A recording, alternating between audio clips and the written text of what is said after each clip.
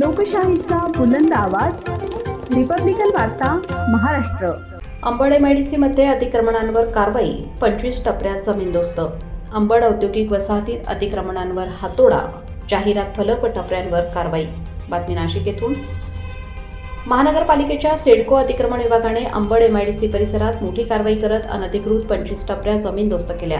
ही कारवाई महानगरपालिका आयुक्त मनीषा खत्री यांच्या आदेशानुसार उपायुक्त अतिक्रमण संगीता नांदुरकर यांच्या सूचनेनुसार व नवीन नाशिक विभागीय अधिकारी नानासाहेब साळवे यांच्या मार्गदर्शनाखाली करण्यात आली.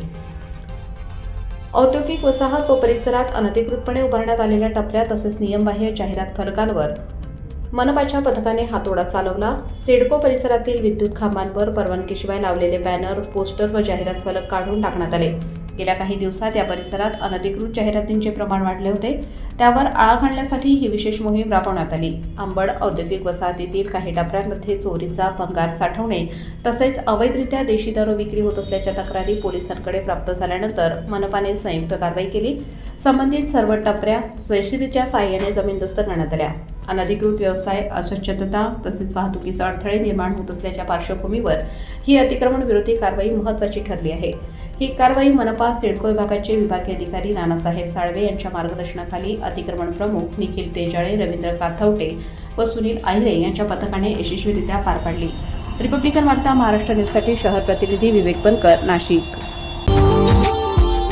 Subscribe now and press the bell icon. Never miss an update.